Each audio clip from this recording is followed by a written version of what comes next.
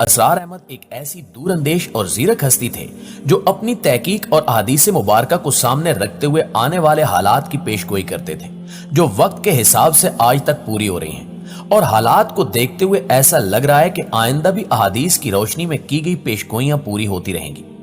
جیسا کہ انہوں نے حدیث کو دیکھتے ہوئے ترکی کے حوالے سے کر رکھی ہیں،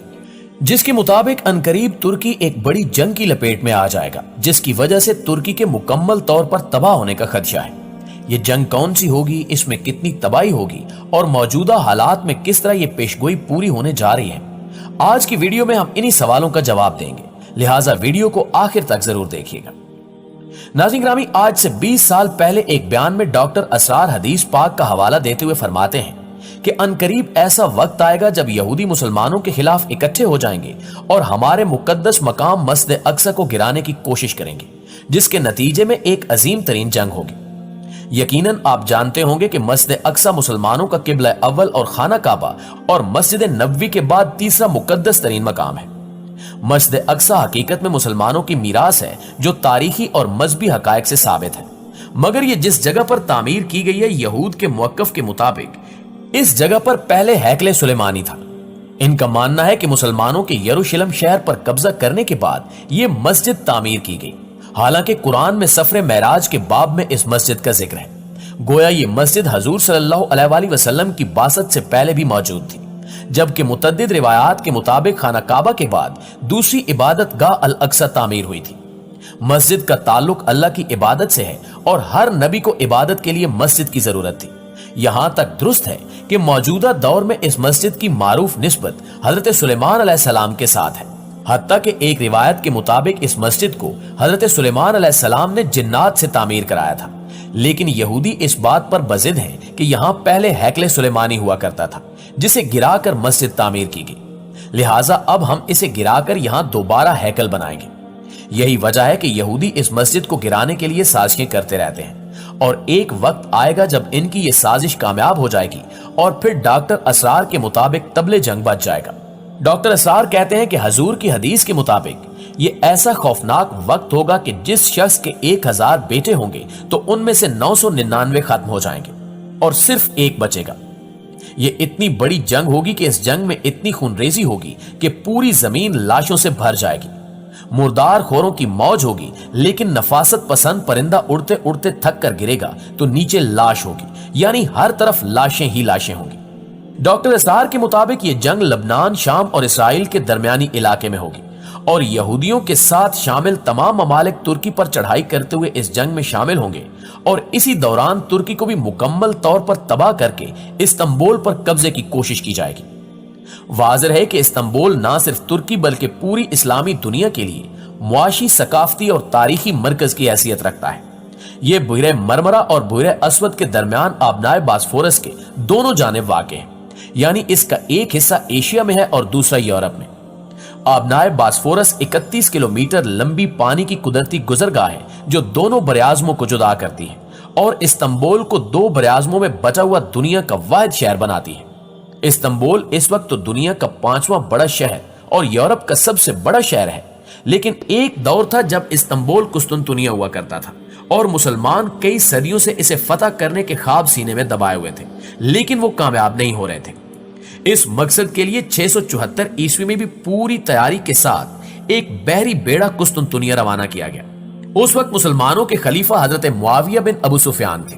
یہ بیڑا 4 سال تک شہر میں داخل ہونے کی کوشش کرتا رہا، لیکن کامیابی ان کے نصیب میں نہیں تھی۔ اس ہار کے باوجود مسلمانوں نے ہار نہیں مانی اور 711 عیسوی میں ایک بار پھر قسطنطنیہ کا محاصرہ کیا، البتہ اس بار بھی ان کی قسمت میں فتح نہیں تھی۔ اس کے بعد 6 صدیوں تک مسلمانوں نے پلٹ کر قسطنطنیہ کی جانب نہیں دیکھا، جبکہ اس دوران قسطنطنیہ میں کئی بازنطینی حکمران آئے اور گئے، لیکن پھر 15ویں صدی کا آغاز ہوا اور پوری دنیا نے دیکھا کہ مسلم دنیا کے ایک عظیم اور بہادر حکمران نے کس طرح 1100 سال سے قائم بازنطینی سلطنت کا خاتمہ کیا اور خلافت عثمانیہ نے پوری دنیا پر حکومت کی۔ یہی وجہ ہے کہ آج بھی یورپ استنبول کو اپنا شہر سمجھتا ہے اور ہر وقت اس تاریخی شہر پر نظریں جمائے بیٹھا ہے، اور اسی طاق میں ہے کہ ہمیں موقع ملے اور ہم فوراً اس شہر پر چڑھائی کر کے اس پر قبضہ کر لیں۔ ڈاکٹر اسرار کے مطابق جب مسجد اقصی کو شہید کیا جائے گا तो यही वो वक्त होगा जब यहूदी अपना कब्जा वापस लेने के लिए दीगर यूरोपीय ममालिक से राब्ता करेंगे और फिर इकट्ठे होकर इस शहर पर अपना कब्जा जमा लेंगे। इस तरह हदीस के मुताबिक जंग शुरू हो जाएगी और तुर्की भी अपनी असल हालत खो बैठेगा।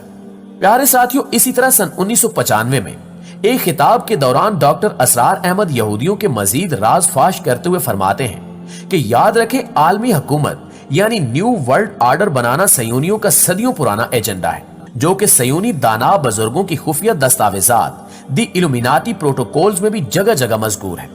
इस मकसद के लिए पहले लीग ऑफ नेशंस नामी आलमी इत्तेहाद कायम किया गया था और आगे चलकर इसे यूनाइटेड नेशन यानी अक़वाम मुत्तहिदा बना दिया गया और अब इनका एजेंडा इसी अक़वाम मुत्तहिदा को आलमी सुपर गवर्नमेंट में तब्दील करना है।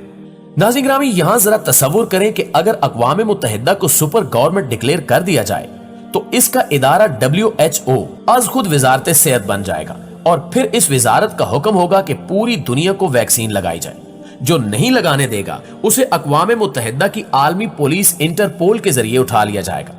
यह दजाली अमरीत का वो दौर होगा कि फिरौन भी इस जुल्म से पनाह मांगे।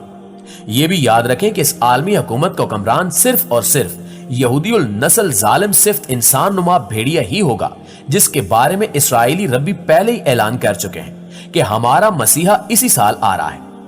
रसूलुल्लाह सल्लल्लाहु अलैहि वसल्लम ने फरमाया था, जिसका मफहूम कुछ यूं है कि तुम्हारे ऊपर फितनों को बारिश के कतरों की तरह टपकते देख रहा हूं। एक और जगह फरमाया कि आखिरी जमाने में फितने बारिश के कतरों की तरह तुम पर बरसेंगे। हर शहर बल्कि हर गली कूचे से फितने उठेंगे। उस वक्त मोमिन तमन्ना करेगा कि काश मैं इस जमीन के अंदर चला जाऊं या आसमान मुझे निगल ले, क्योंकि उस वक्त लोगों को हक की बात बताना ऐसे होगा जैसे जलता अंगारा हाथ पर उठाए फिरना। लोग सच्चों को झूठा और झूठों को सच्चा कहेंगे। खाइन को ईमानदार और ईमानदार को खाइन कहा जाएगा, क्योंकि उस वक्त डिस इन्फॉर्मेशन इतनी तेज और आम होगी कि हर जगह कुफार झूठ को सच बनाकर पेश कर रहे होंगे और अवाम भी इन्हीं की मान रहे होंगे और इनकी मदद यही दजाली मीडिया, न्यूज़पेपर्स और सोशल मीडिया करेंगे। ये हर जगह झूठ को इतना ज्यादा बोलेंगे कि लोगों के पास इसे सच मानने के अलावा कोई चारा ही नहीं रहेगा।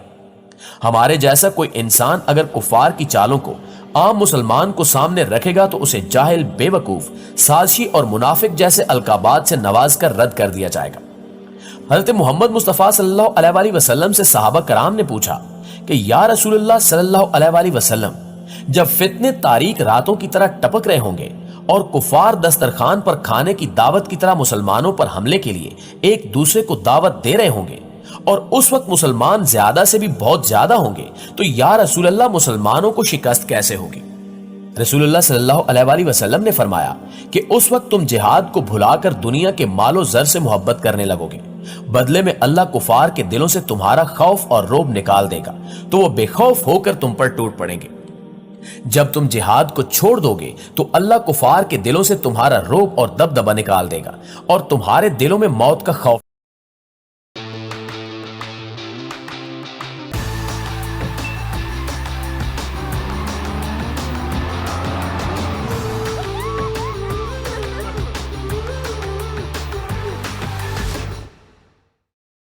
আমল করা যাবে কি